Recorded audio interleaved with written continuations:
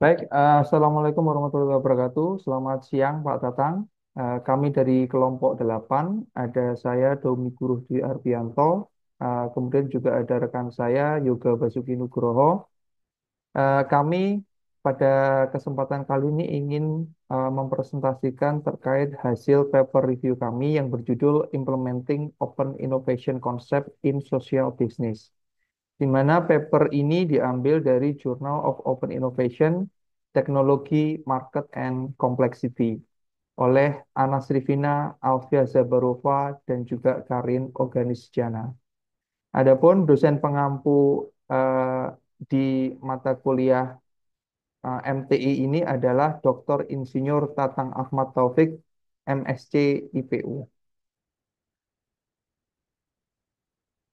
Nah, em, kita bagi menjadi beberapa bagian. Yang pertama adalah abstrak, kemudian ada introduction, literatur review, metodologi, findings, dan juga yang terakhir terkait research limitation or implication.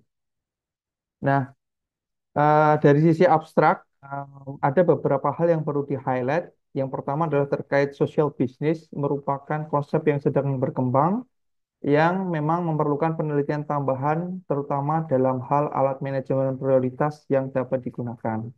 Nah, penelitian ini fokusnya nanti adalah mengevaluasi bagaimana konsep inovasi terbuka dan tertutup diterapkan oleh social enterprises, gitu ya, dalam ekonomi informasi yang sedang berkembang.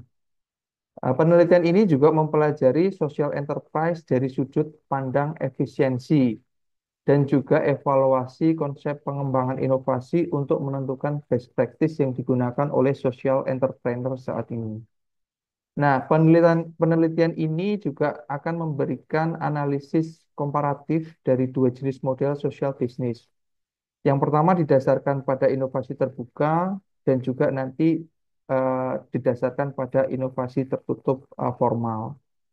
Nah, pertanyaan utama dari penelitian ini adalah bagaimana penerapan inovasi terbuka mempengaruhi hasil sosial bisnis dan juga inovasi terbuka mempengaruhi efisiensi sosial enterprise. Nah, eh, model bisnis di awal abad ke-21 itu menekankan pada pentingnya lembaga dan juga pengaruhnya terhadap pengembangan kewirausahaan. Kemudian kebutuhan akan penciptaan nilai, kemudian kemiskinan sebagai inspirasi untuk membangun model yang efisien secara ekonomi, dan juga tren baru dalam pengembangan model bisnis yang muncul dari ekonomi jaringan. Nah, model bisnis ini biasanya itu tidak mempertimbangkan dampak sosial gitu ya, dan gagal untuk menangkap pasar yang penting. Kemudian mengabaikan societal opportunity atau peluang sosial. Kemudian mengganti penciptaan nilai bersama untuk penerapan praktik yang bertanggung jawab secara sosial. Nah, oleh karena itu perlu yang dinamakan social entrepreneurship atau kewirausahaan sosial sebagai cara untuk mengubah pola bisnis yang ada pada saat itu, gitu ya. Nah, social business sendiri bisa kita potret dari tiga hal ya, dari sisi perannya. Jadi social business ini menyediakan peluang berkelanjutan untuk memecahkan masalah utama masyarakat, terutama kemiskinan. Adapun karakteristik bisnisnya, eh, keuntungannya lebih rendah gitu ya dibanding dengan yang bisnis as usual atau bisnis yang biasa gitu. Kemudian membutuhkan model yang berkelanjutan.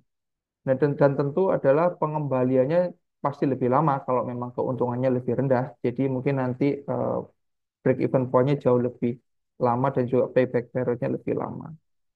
Dari sisi keunggulan kompetitifnya, menurut Chessbro, itu penggunaan sumber daya yang lebih efisien. Karena memang nanti pada penerapan sosial bisnis ini, dia akan selalu eh, mencari bagaimana caranya bisnis ini eh, lebih efisien dari sisi penggunaan sumber daya dengan implementasi inovasi terbuka yang diadop dari luar. Nah, tentu karena kita menggunakan inovasi terbuka, ini akan apa ya, diperhatikan gitu ya, memang mendapat perhatian terhadap implementasi model penghematan biaya yang lebih luas gitu ya, terutama dari bisnis yang konvensional. Pertanyaannya adalah eh, bagaimana penggunaan model inovasi terbuka dan tertutup mempengaruhi pengembangan sosial enterprise.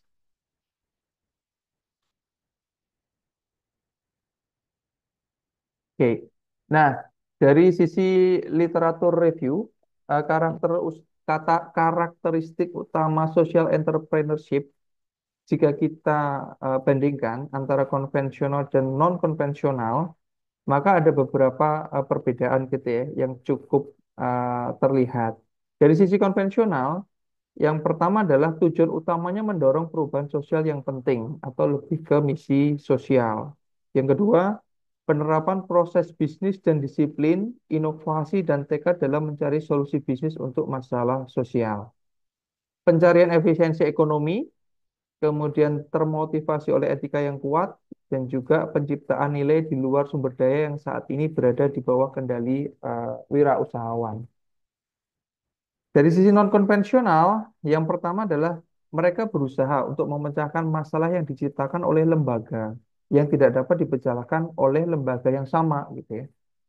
Yang kedua, tujuannya mengatasi kemiskinan atau masalah lain seperti pendidikan, kesehatan, teknologi, lingkungan yang mengancam individu dan masyarakat, bukan memaksimalkan keuntungan. Yang terakhir adalah berfungsi sebagai agen perubahan masyarakat. Nah, mengapa gitu ya model berkelanjutan gitu? Karena model yang ada saat ini itu tingkat keuntungannya lebih rendah daripada kewirausahaan konvensional gitu ya. Dan lembaga-lembaga yang ada itu sebenarnya gagal memecahkan masalah karena mereka orientasinya lain. Orientasinya adalah pada efisiensi bisnis dan juga keuntungan gitu. Nah, analisis situasi ini dievaluasi oleh Chesbrough dan mengarah pada penciptaan konsep inovasi terbuka. Karena konsep ini lebih efisien daripada kerangka hukum yang ada yang melindungi kekayaan intelektual di satu sisi dan memungkinkan untuk mencari peluang dengan margin yang lebih rendah. Nah, oleh sebab itu perlu model yang berkelanjutan di mana ini memerlukan adopsi dari inovasi terbuka. Inovasi terbuka sendiri adalah konsep inovasi terbuka berevolusi melalui efisiensinya dan menciptakan adaptivitas yang lebih tinggi yang penting untuk pengembangan perusahaan sosial yang beroperasi dengan keuntungan yang rendah. Kemudian pengembangan budaya ekonomi baru dalam ekonomi informasi jaringan yang sedang berkembang tidak mungkin dilakukan tanpa inovasi terbuka. Dan karena bisnis sosial tampaknya menjadi elemen penting dari ekonomi jaringan. Tidak hanya efisiensi aktivitas penelitian dan pengembangan, tapi juga efisiensi yang lebih tinggi dalam hubungan triple helix. Nah, untuk metodologi dan selanjutnya akan dilanjutkan oleh rekan saya, Pak Yoga. Silakan.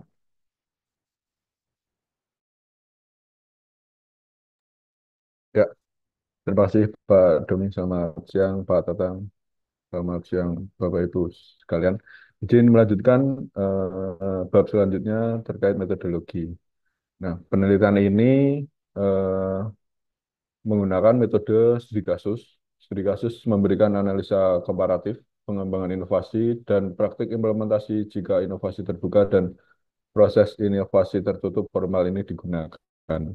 Nah, dari mana sumber data yang digunakan ya dari penelitian ini ada beberapa hal yang dituliskan yaitu dari Asoka, selanjutnya dari Grieman Laboratorium dan School Foundation dan juga beberapa situs web perusahaan inovasi sosial.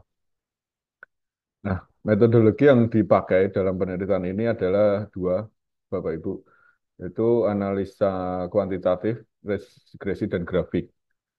Analisa kuantitatif dilakukan berdasarkan analisa cluster untuk membuat tipologi sosial bisnis, termasuk tipologi social enterprises yang model bisnisnya didasarkan pada konsep inovasi terbuka. Lalu penelitian ini datanya dari mana? Beberapa hal yang kami catat ada dari Global Entrepreneurship Monitor atau GEM, lalu selanjutnya dari Heritage Foundation dan juga Kaufman Foundation. Nah, beberapa temuan dari penelitian ini yang kami catat adalah pengaruh institusional penting untuk kewirausahaan sosial. Sosial bisnis sebagai salah satu pendekatan untuk pengembangan sosial dan ekonomi. Berdasarkan peluang yang terabaikan oleh wirausahawan konvensional. Kewirausahaan sosial lebih mungkin terjadi di tempat dengan masalah sosial ekonomi yang signifikan. Konteks politik dan warisan pemerintahan yang lemah dapat mempengaruhi kewirausahaan sosial. Nah, selanjutnya, bagaimana sih institusi ini mempengaruhi organisasi dengan misi sosial? Nah, ada matriks yang disertakan ya dalam penelitian ini, ada dibagi menjadi 4 matriks: social entrepreneurship, social responsibility, social responsible organization, informal social business, dan non-profit. Nah, dalam matriks ini menjelaskan bahwa bentuk organisasi dipengaruhi oleh jenis institusi yang berlaku, baik formal ataupun informal. Jenis organisasi didefinisikan oleh tingkat rata-rata kontrol regulasi dan supremasi hukum suatu negara. Nah, sehingga wirausahawan sosial cenderung berkembang di daerah dengan regulasi dan kontrol rendah dari pemerintah. Nah, pemilik bisnis akan berusaha menghindari regulasi kekayaan intelektual formal dan mengembangkan bisnis mereka berdasarkan konsep inovasi terbuka. Temuan selanjutnya mengenai konsep inovasi terbuka. Jadi eh, beberapa teknologi atau pendekatan dikembangkan dalam komunitas dan menyebar sehingga meningkatkan umpan balik dan evaluasi teknologi. Hal ini disampaikan oleh Chisbrook and Van Verbeek tahun 2006. Sosial bisnis dengan konsep inovasi terbuka dalam penelitian ini ada beberapa contohnya yaitu Graham Denon. Ini mereka buat teknologi produksi yogurt inovatif dan rantai distribusinya inovatif. Lalu dari Genesis Works, ini mereka melakukan program pendidikan intensif, eksternal, dan metode inovatif untuk mencari bakat.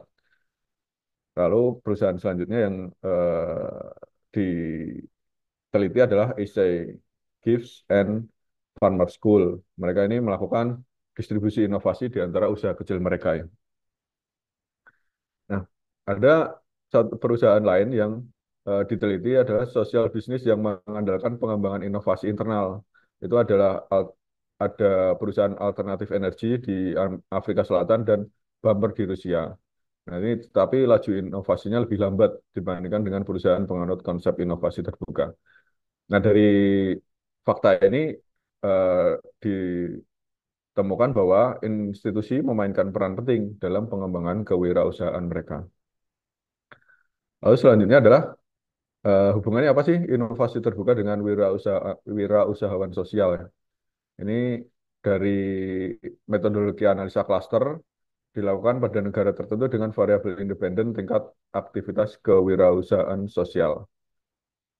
Kewirausahaan sosial yang baru lahir ya. Nah, variabelnya adalah variabel terkait diuji untuk negara yang sama. Berdasarkan hasil analisa klaster dan analisa regresi menunjukkan hubungan yang kuat antara inovasi terbuka dengan aktivitas kewirausahaan sosial. Dalam matriks ini disebutkan hubungannya efisiensi sosial enterprises dengan tipe inovasi, ya. Apakah yang dilakukan inovasi secara terbuka atau tertutup, gitu. Nah, ini baik riset batasan penelitian ya. Ini ada beberapa yang kami catat, yaitu adalah pertama sampel yang relatif kecil karena studi kasus menggunakan sampel yang tidak besar. Yang kedua adalah karena negara-negara negara Afrika selain Afrika Selatan kurang terwakili dalam sampel dari GEM ini, Global Entrepreneurship Monitor. Lalu keterbatasan akses data tentang perusahaan-perusahaan tersebut. Lalu batasan selanjutnya adalah penggunaan metode kasusnya. Ini metode kasus mungkin dapat menyebabkan distorsi hasil teoritis. Nah, selanjutnya adalah implikasi penelitian. Ini yang pertama adalah studi ini sosial bisnis, sosial bisnis yang efisien biasanya menggunakan konsep inovasi terbuka untuk pengembangan inovasinya. Sosial bisnis yang baru disarankan untuk mengikuti konsep inovasi terbuka supaya dapat dengan cepat ya untuk mengembangkan bisnisnya. Lalu selanjutnya adalah temuan studi mendukung teori inovasi terbuka dan menunjukkan penerapannya di sektor publik dan nirlaba sehingga memungkinkan mendapatkan efisiensi yang lebih tinggi. Selanjutnya adalah penggunaan alat evaluasi disarankan untuk prognosis kewirausahaan sosial yang lebih baik. Yang keempat, rasio aktivitas kewirausahaan tertinggi dicapai dengan proporsi inovasi terbuka sebesar 60-85%. Nah, artinya masih ada sisanya diperbolehkan ya Pak, menganut inovasi tertutup, tetapi akan lebih baik kalau penerapan ya, inovasi terbukanya itu lebih diperbanyak, ya, lebih diperbesar porsinya. Lalu yang terakhir adalah dukungan pemerintah harus memastikan penerapan inovasi terbuka supaya dapat berjalan dengan baik. Begitu. Baik, terima kasih Bapak Ibu atas perhatiannya. Kami dari kelompok 8 eh, mengucapkan terima kasih atas perhatiannya. Selamat siang.